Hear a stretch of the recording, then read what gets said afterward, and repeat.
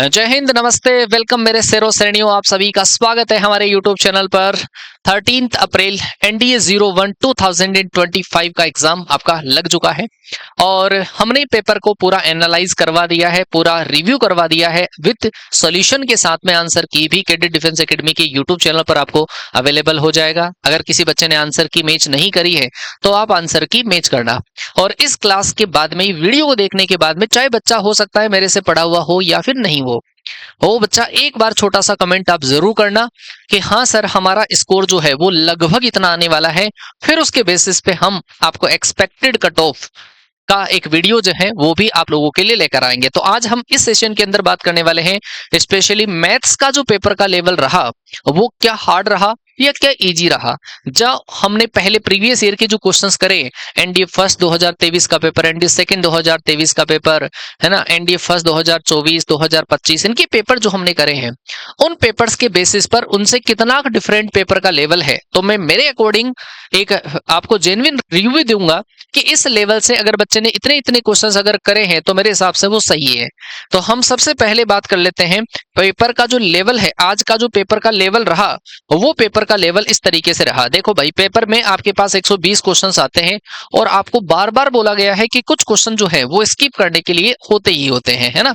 120 question आपके पूरे paper में हुआ करते हैं, कुछ क्वेश्चन हमेशा स्किप करने के लिए आते ही हैं, उनको स्किप करना ही होता है। 120 क्वेश्चन हम अगर जितना टाइम है ओएमआर को भी हम भरने में टाइम हमारा कंज्यूम होता है, तो हम पूरा अगर देखें तो 120 क्वेश्चन अटेम्प्ट भी नहीं हो सकते हमारे से, ठीक है। तो कुछ क्वेश्चन को तो हमें स्किप करना ही होता है।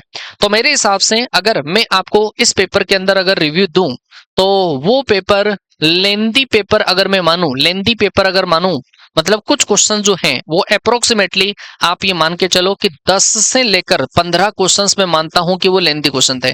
आपने देखा होगा एक डिफरेंशिएशन का क्वेश्चन आया, बड़ा खतरनाक, है ना, ट्रिग्नोमेट्री का, है ना। हालांकि हो सकता है कोई बच्चे की अप्रोच लगी हो, बट वो क्वेश्चन थोड़ा सा स्किप करने लायक हो सकता है मेरे हिसाब से।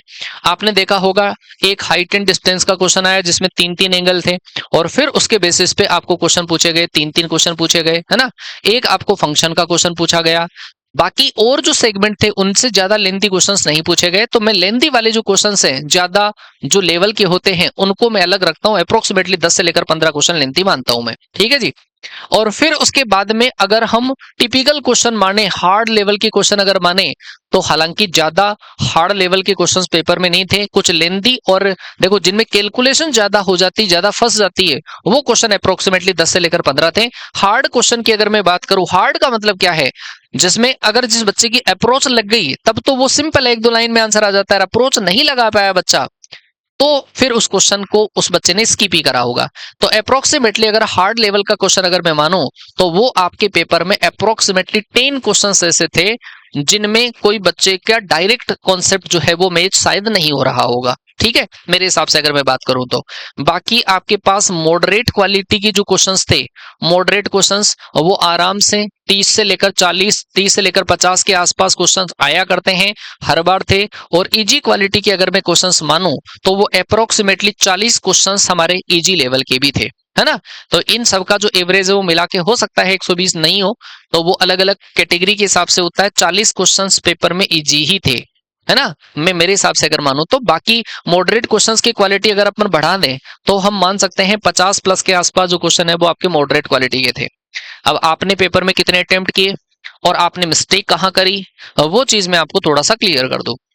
अगर किसी बच्चे ने अप्रोक्सीमेटली जैसे 40-50 क्वेश्चन अगर करे हैं तो वो बच्चा या तो वो जो लेंथी वाली कैलकुलेशन है उसके अंदर फंसा होगा, या फिर उस बच्चे ने एग्जाम हॉल का जो प्रेशर है वो मेंटेन नहीं करा होगा।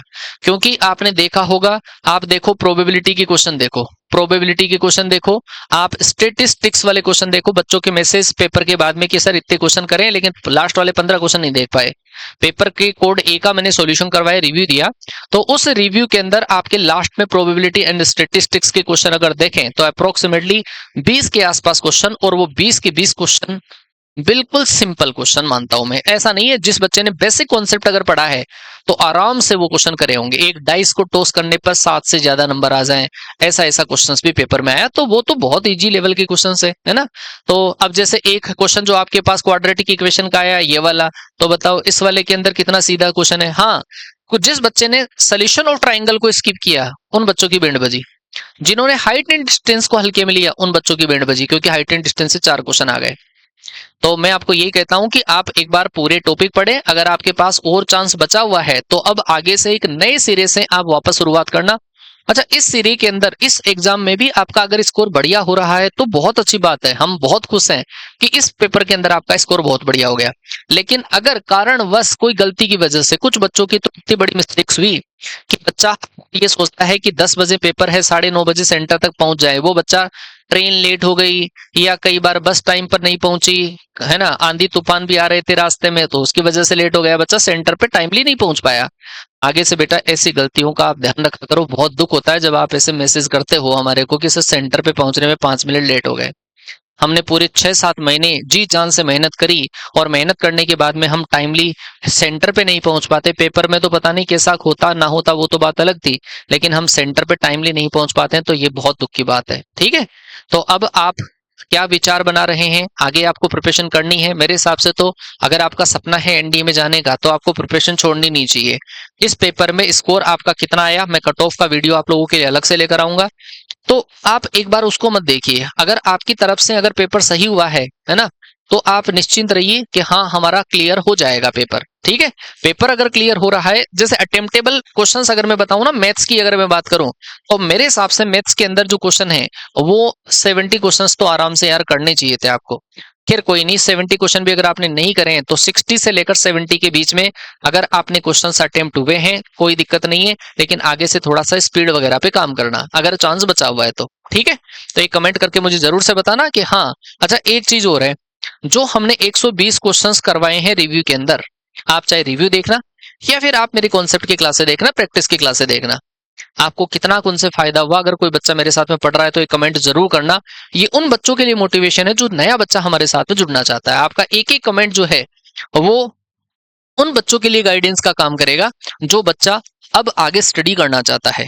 ठीक है, तो ये तो बात हुई कि हाँ पेपर का जो लेवल है, मैं मेरे अकॉर्डिंग, भाई देखो हर टीचर की नजर में अलग अलग लेवल हो सकता है, तो मैं मेरे अकॉर्डिंग लेवल ये देता हूँ। मेरे हिसाब से अगर कोई बच्चा, क्योंकि ओएमआर बच्चे को भरनी पड़ती है, एग्जाम हॉल का प्रेशर मेंटेन करना होता है, 2+2 4 होते हैं, एग्जाम में करना पड़ता है, कई बार कई क्वेश्चंस में से होते हैं, हमारी भी हालत होती है कई बार ऐसे, है ना। तो अगर कोई बच्चे ने 70 के आसपास क्वेश्चंस करे हैं तो घबराने की जरूरत नहीं है, आप बहुत अच्छा करके आए हो, खुद के ऊपर विश्वास रखो कि मैंने 100% किया है। ठीक है, ज्यादा घबराने की जरूरत आपको नहीं है। ठीक है जी, तो ये सारी चीजें पेपर लेवल को लेकर रह गई है। गेट वाले पेपर का लेवल अगर मैं थोड़ा सा डिस्कस करूं, ज्यादा तो खैर हिमांशु सर, संजीव सर यही करेंगे, बाकी मैं थोड़ा सा अगर डिस्कशन करूं तो बच्चों के हिसाब से जो इंग्लिश देखने को मिली है, इंग्लिश का लेवल चेंज है, थोड़ा सा अच्छे लेवल की इंग्लिश आई है ना। अब भाई जिन बच्चों ने देखो लगातार अगर स्टडी करी होगी, संकल्प बेस से जो बच्चा पहले से जुड़ा हुआ है, उस बच्चे का कहना है कि हाँ सर हमारा सही हुआ है।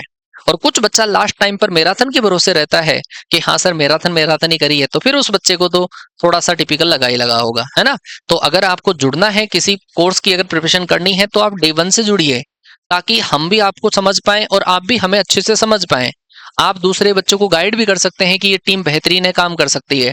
जैसे पेपर के बाद में हिमांशु सर से मेरी बात हुई, मैंने पूछा सर जीएस का पेपर कैसा, तो हिमांशु सर का डायरेक्ट पहला स्टेटमेंट कि सर 20 क्वेश्चंस तो एज इट इज ऐसे कैसे आ गए।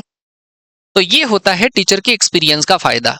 फिजिक्स के अंदर फिजिक्स का लेवल थोड़ा कम रहा, है ना, तो ऐसे पेपर का लेवल, उसके लिए गेट के लिए अलग से एक वीडियो आप लोगों को प्रॉपर हम देंगे।